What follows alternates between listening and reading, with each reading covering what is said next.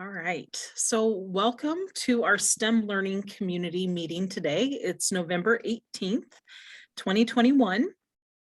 We have a wonderful presentation today for you, but I do want to let everybody know kind of what the makeup of these events will be. So this type of meeting is going to be held quarterly. And it's really designed to do a couple of things. So first and foremost, we'll always start these meetings off with just a brief presentation from one of our STEM partners in the community. Today will be presented by Blank Park Zoo, and I'll introduce Jessica in just a moment. But then we'll also use some time for all of you to be able to do some networking about STEM in particular, ways that you have been successful in the implementation of your STEM programming at your sites, or if you're running into barriers or obstacles, this might be a good place for you to voice those concerns and get some ideas from your peers. So we hope that you use these meetings to your full advantage. We will be posting these after the recording is done, and I'm going to drop a link into the chat as to where you can find these.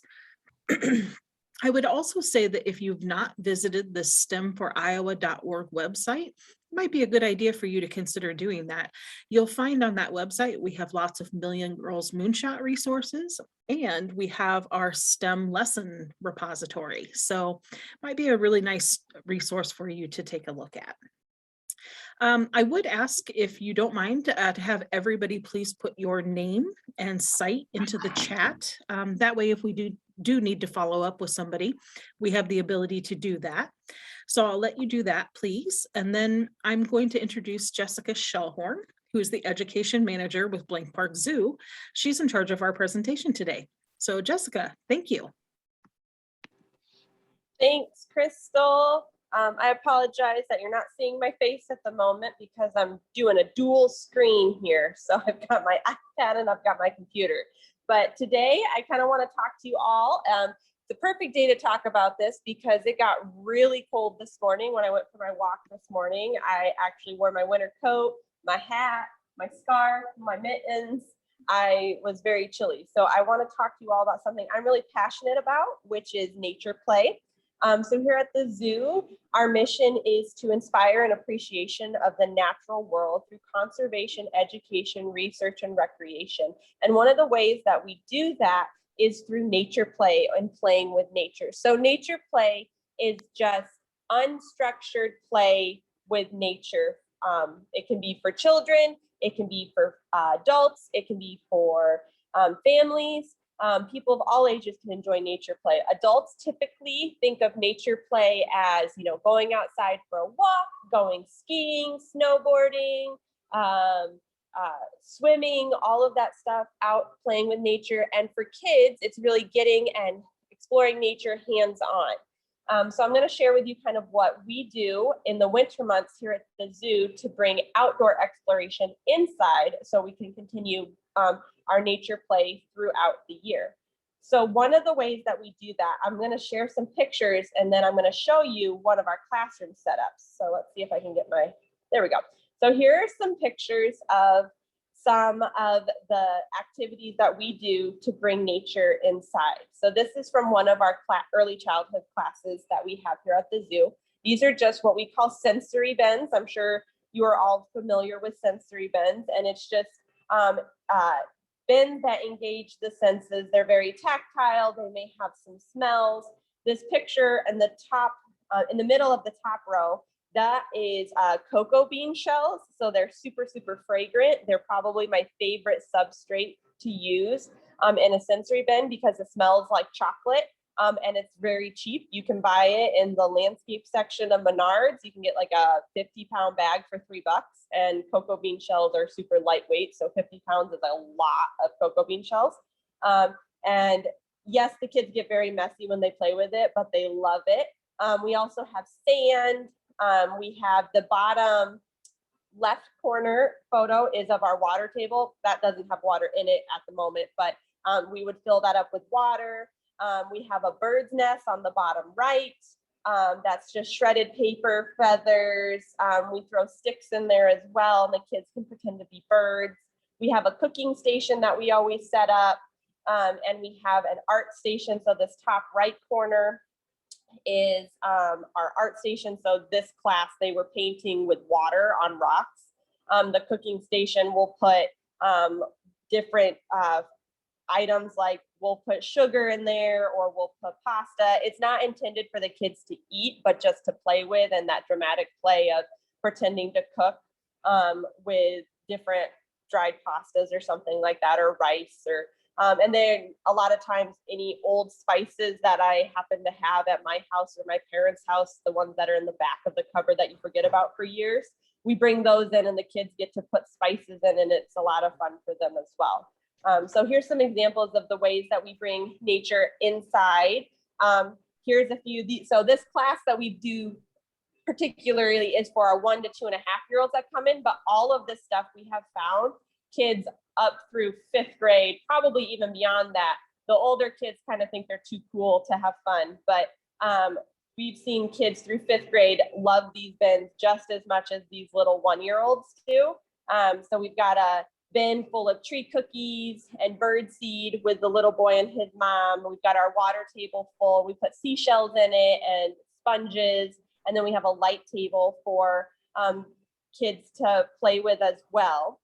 So those are just another example of stations we use. And then here are a whole bunch that we found on the internet of ways to bring nature inside. So, and a lot of these are things that are geared more towards older kids too. So we've got painting bark. So this time of year, especially the birch trees, you can find bark just laying on the ground. You can bring that in and the kids can paint it. They can do bark rubbings, making birds' nests. That's a really good STEM activity, especially when you don't give them glue and you just give them a bunch of materials and say, okay, make a bird's nest.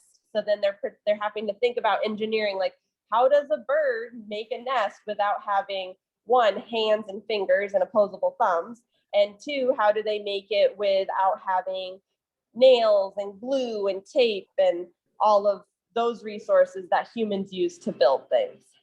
Another really fun activity is this bottom right corner where it's making nature wands. You can even do that in the winter time. And what we do to make nature wands is you take a stick and you wrap it in masking tape, but so the sticky side is out, and you take a walk, or you can just provide them materials in the classroom as well, depending on how cold it is outside, and they can make a wand with nature materials. So you can use flower petals, you can use grasses that you find, rocks.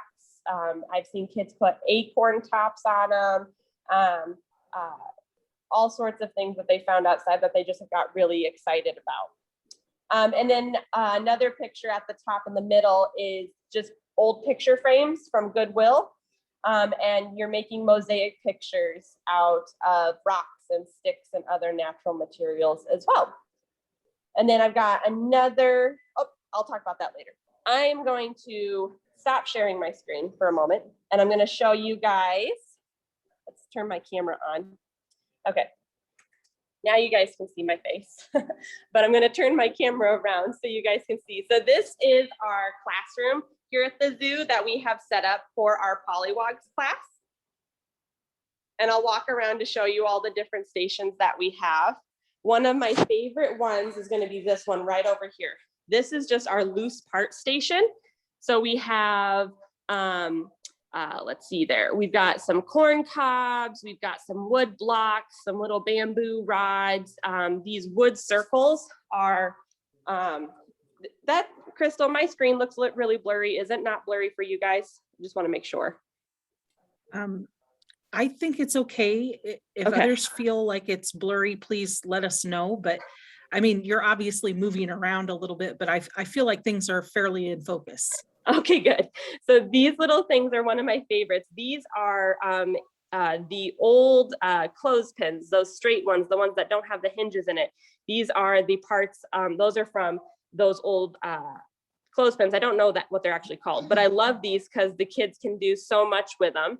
We also have pine cones, we have popsicle sticks, rocks, and the kids just come and they'll just spend hours playing with all of these loose parts. Another thing, especially for older kids, that's fun, is this is a station that I have with, there's rocks, there's glass blocks, there's some smooth river stones, there's plastic animals, there's tree cookies. That's what we call those big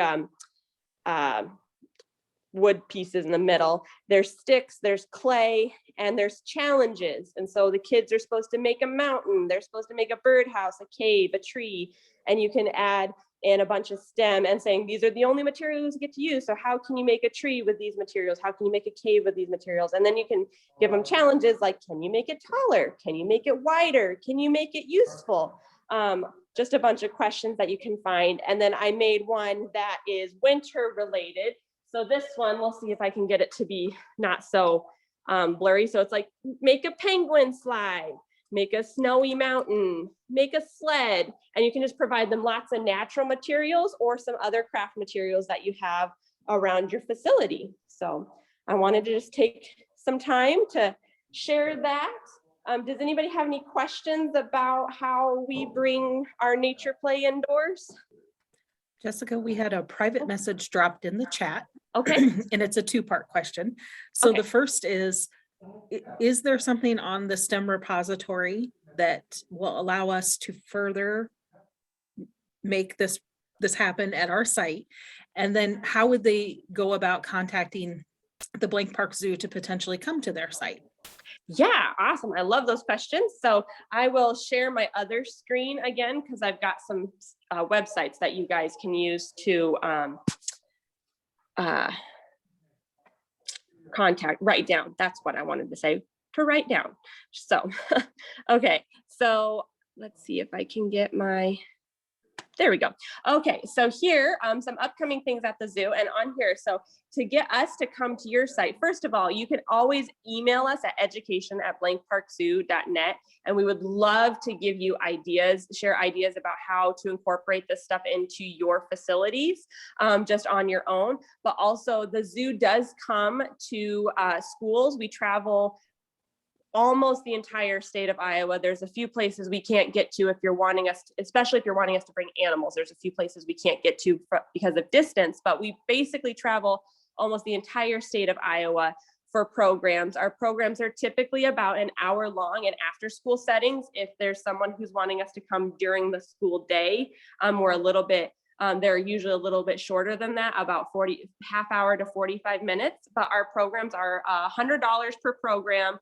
And you book us at least 3 weeks in advance. And if you go to our website there, blankparkzoo.com/education, under the schools and teachers page, there will be a link to our wild classrooms, and that will include our after school programming. So we're happy we come to several. I saw Kelsey was in the group today, and we come to Lovejoy quite often. So for after school programming. So we'd love to come out to your facility. Yeah, thanks, Kelsey. And then a couple other things that we have. So STEM at the Zoo is happening this Sunday. It's a free event sponsored by John Deere that I wanted to share with everybody. If you want to share with your families, it's free admission. We just require that you register. If you go to blankparkzoo.com/events, and I will share all of these links with you guys in the chat as well. That is where you can find the information to register. And during that, we'll have, I'm blanking on everything. We'll have a couple of partners from around the Des Moines area bringing activities, and then we'll have other stations just celebrating STEM and how we use STEM at the zoo for kids to participate in. It's geared towards like the kindergarten to 5th grade range, but older and younger kids are welcome, and they'll have a good time too. And then our other event coming up tomorrow through December 3rd that I wanted to share is our Hope for the Wild conservation series. It's focusing on cassowaries and how cassowaries are endangered and the things that we can do to help. And it's a virtual program. So you register, the link gets emailed to you for 2 weeks. You have access to it. It's completely free, and you can watch it whenever. And so that would be a really good opportunity for kids to kind of learn about cassowaries and what makes cassowaries so cool. Cassowaries are one of my favorite animals. So if you can't get the zoo to come to you in person, we also do lots of virtual programs as well. So if you're worried about a distance, or our virtual programs are a smaller cost, and we also can feature some of our larger animals like the rhinos that we can't bring to any facility. They can't leave grounds, so we can always feature the rhinos or giraffe or one of those bigger animals. You can find information about our virtual programs on our educational website as well. I hope that answered your question. All right, thank you. I did put a more direct link to the repository in the chat, and when I looked at the link itself, I did not see specifically winter nature play in the repository. Ooh. But take a moment to grab that link, because I think you'll see that we had some other really good lesson plans in there that you can take a look at. Have another question that was sent in a private message in the chat, and that's fine. Again, just a quick little Zoom tip here. If anybody wants to drop a question in, just make sure that 2 line says everyone in the meeting. But this question is, do you need to worry about allergies bringing in outside material into the classroom? That's a really good question. So yes, you do need to worry about allergies. If you have a child with peanut allergies or other nut allergies, if you're bringing things in like birdseed, you just want to make sure that it's a birdseed that doesn't contain those things. There's lots of bird seeds that don't contain tree nuts or peanuts.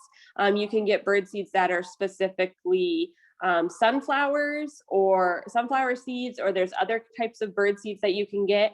And one thing that you can do if you're worried about, does it have a lot of peanut dust or something on it? You can always wash it beforehand. You can rinse it off really good and then just lay it out to dry. We spray all of our bins with bleach, and as long as you give it enough time to dry, it's not gonna like mold or anything like that. So that's one thing we do always, like for our Pollywogs class, we always disclose that we don't buy anything with peanuts in it, but sometimes, especially birdseed, it can be manufactured in the same facility. So just kind of knowing that. As far as other allergies, one thing, if you're bringing in fresh flowers, that can be something that kids are allergic to. But things like sand, most people, I don't know if I've ever heard of someone being allergic to something like sand, or there's a lot, or like if you bring in dirt, we have kids come and play with dirt all the time. Though there are people who have some reactions to some of the microbes that are in dirt, but I feel like it's probably very, very rare, and you would know if you have a child with that kind of an allergy, because those are kind of a really rare allergy. I think other than that, it would be things like, it'd basically be the food allergies that you would need to be making sure, is it a consumption allergy or is it a contact allergy? Because sometimes it's just something that's consumption related, in which case they can touch it as long as they don't put their hands directly in their mouth, they're okay. But I would just I would check on what allergies your kids have. And if there's something that somebody has an allergy, you just avoid that particular substrate. But then there's a whole bunch of other substrates you could alternate. And if you need ideas for substrates, again, email us and we will give you a ton of ideas. We love sharing ideas. Yeah, and as far as winter nature play on the STEM repository, I will come up with something for you, Crystal, that we can put on there. Perfect. Thank you so much for that. This person also wants to know if you have to worry about anything specific like poison ivy or poison oak. That is something that we are worried more about that when we are exploring outdoors. So knowing how to identify those plants is really important if you're going to be exploring the outdoors, especially if you know that those plants are prevalent in your area. Inside, I don't think we've ever had to worry about it. I myself am not allergic. I'm one of those lucky people who's not allergic to poison ivy. I have zero reaction to it. I'm allergic to everything else, but I'm not allergic to poison ivy. So, we typically, like when we bring in like leaves, we let them dry out really good. And we just get them from areas that we know don't have poison ivy in it. Since we're getting them from zoo grounds, we know that there's not poison ivy because public have direct access to wherever it is that we're picking up the leaves. So if you're getting leaves from outside your school, your grounds people probably know if you're getting the leaves from an area where the kids play, you're going to know that there's probably not going to be poison ivy in that area because the groundskeepers are going to know if there's a poison ivy patch and they're going to take care of it for you. But that's a really good thing to think about if you're going out and exploring. Thank you for that. And thank you for the great questions, folks. We really appreciate those. Okay, who has a question for Jessica about nature play? And then we'll open it up for some networking.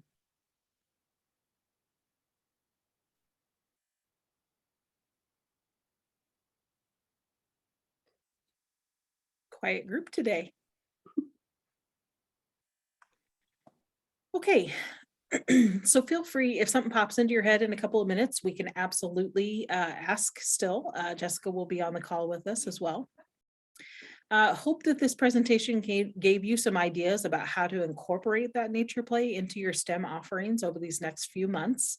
Because let's face it, those days are going to get shorter and the kids are going to be kind of cooped up with us. So we may as well engage them in their bodies and their minds. So that's always a good thing. Jessica's dropping links in the chat, so be sure to grab those. Excuse me, if you're interested.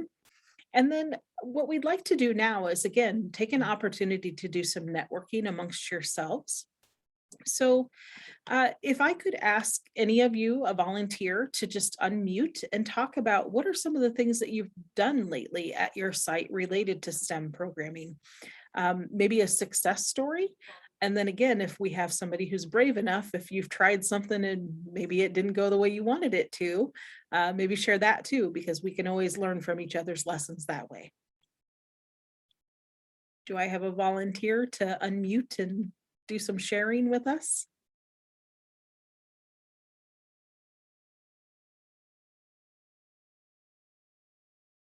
Nobody's brave today.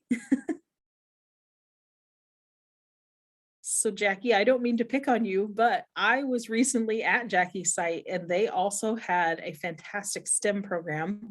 It was actually presented by the Mississippi River Museum. But Jackie, do you maybe want to unmute and just talk a little bit about that partnership and what they did for you? Yeah, they came in every week for us.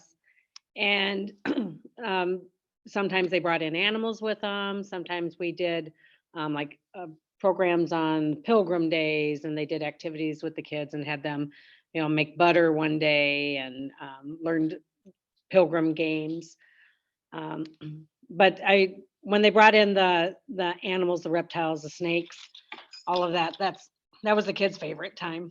Was that. We also had our interpretive center come in. We went geocaching with the kids this year, and they're coming back and they've got some spring activities to do outside. And I think some bird nesting and items like that are on the list for them to do also. Yeah, great. Thank you. So I was there on Snake Day and I am not a big fan of snakes, and neither was another young man in the program. So he and I kind of hung out towards the back and that was just perfectly fine with us. Everybody else was very excited for it, but he and I were just like best friends all of a sudden. So let's see here. Lynn is up in Storm Lake. Lynn, are you able to unmute and maybe just share some of the things that you're doing? Because I've heard really good success stories from you in the past. Hi, Crystal, thanks. The latest thing, we have a great STEM coordinator here at the school. We actually had a family coding night this past week, and we invited families in and had various stations, showed them some places on websites that they could go and do some coding. All of our kids have their own Chromebooks, so they brought their Chromebooks in. We were able to show them along with their parents so that they can continue activities when they're at home. And that's something that we assisted with the school district for after school. I think that was the most fun that we had. And I believe we had between 150 and 200 people after school. So Wow, it was that fun. is fantastic. Yeah. So, yeah. I'm sorry, who is your partner for that? It's actually, so our STEM teacher at the school is a member of the statewide group, and she worked with some local partners to fund that. And I can't remember off the top of my head, of course, but it's our STEM teacher at our elementary building. Yeah, thanks for sharing. Yep. Yeah, so Kelsey, you had talked about how you partner with Blank Park Zoo. Absolutely. Is there a particular program that the kids have really responded to? You mean like with the Blank Park Zoo one that we use? Uh, well, I mean, they come every week and bring different activities to do. I know last week they brought in like different things to search for. We use the library space as the room that we use, and they had set out different like nests or like animal droppings, like different things like around the library for the kids to kind of look around and search for.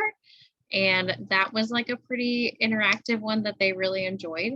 I heard a lot of kids talking about the animal droppings. They thought that was really funny that those were in the school. But then they got to see a screech owl. So that was really cool too. So there's always like at least one animal that gets brought for the kids to see. And it's typically a smaller one, obviously, but they enjoy seeing all of those different things. So I would say every week though, there's at least a few kids that come up to me and tell me everything that they got to see and that they got to do. So I haven't found any activity they've done that they don't like. Thanks, Kelsey. Yeah. All right, I have a question in the chat. And this person would like to know, do you ever come into situations where the girls in your program are not as excited about STEM time as the boys? And if so, how do you handle that? Or how do you get your girls excited? So can I just open the floor for anybody on the call today? Have you tried something like this? Do you have a similar experience? Any thoughts to share with this person?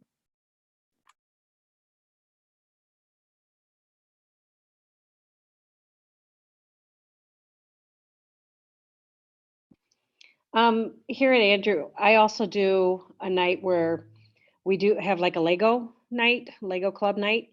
And I think the girls enjoy that more than the boys do here. They, I let them do it for about half of the night, then we try to go on to another activity and they never want to stop. So here, the girls, something like Legos, I know, is a huge hit with the girls here. Thanks, Jackie. Any other thoughts from anybody? Have you run into this, or have you tried something that worked or maybe didn't work? For us in Storm Lake, we will actually separate the girls and boys because we found that some of it is just getting just the girls together and the reactions from them in a separate space can bring out the inquisitive person in them more so than having all the boys around sometimes, especially, and we have K4, but it's especially our older girls, the kindergartners, that it's not a big deal either way, but once they get up to 3rd and 4th grade, separate them out. Yeah, thanks for sharing that, Lynn. One thing that the Million Girls Moonshot has really tried to specifically work towards is thinking about this equity framework. And if you go to, and again, I'm going to drop a link in the chat here. If you go to the STEM for Iowa site, and then again, just a little bit more direct link to Million Girls Moonshot resources, I think one thing that you'll find is, first and foremost, we have a STEM specific newsletter that you can sign up for. And in that newsletter, a lot of times we'll try to include ways to engage or interest girls in the field of STEM. So that might be a good resource for you to kind of think about looking back in to see, again, some tips or tricks or techniques for getting girls excited. I would also point out to you that about a year ago, some of our other partners, so we we have a group that we call the ALCP. It's the Active Learning Community Partnerships. So Jessica is a member as representing Blank Park Zoo. Amy Mooseman, who is on our call today, represents the Iowa Children's Museum. And then Patrick Rice, I think, had to leave. He and Renee, gosh, I just lost Renee's last name. Somebody help me here. Harmon, Renee Harmon, sorry, that's my bad. They are with the Science Center. And last year, everybody kind of put together a professional development offering. So I also dropped a link there, again, a more direct route to the STEM for Iowa site, in which you can find recordings of those professional development offerings that we did. One that the Science Center led last year was a lesson on how to, it was called Reimagining Engineering with Girls Leading the Way. And actually, how ironic is this? It was actually held to the date a year ago on November 18th of 2020. So watching some of those webinar recordings might also give you some ideas for making connections to girls. But then also we had lessons on building mentoring opportunities, engaging your families, thinking about peer role modeling, and then finally, last but not least, how to use the repository. So just a few other tips or suggestions there for you too. Does anybody else have any other questions or examples, things that have gone well for you, clarifying questions? We want to be respectful of time, and we also want to ensure that we are meeting your STEM needs. So I know we're just about 30 minutes into this. I'm not going to keep you on for the full hour if you don't need the full hour, but I want to make sure that people are able to have those conversations amongst yourselves as peers as well.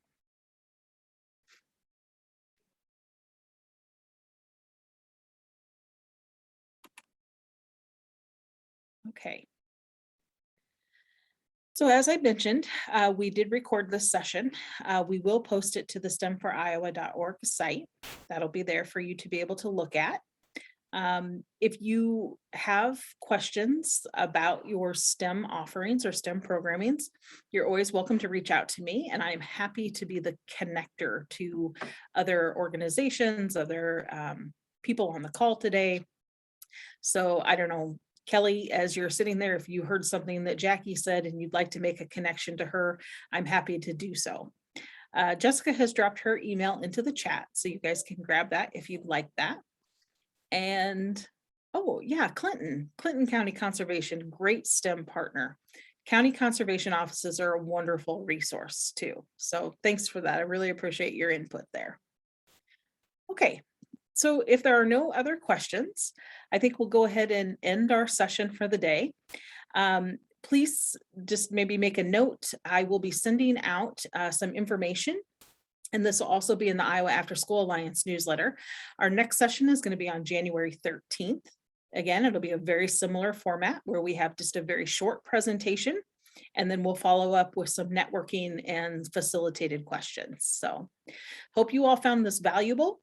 Hope you have a great day. With that being said, I'm going to go ahead and stop the recording and wish you all a great day and a happy Thanksgiving.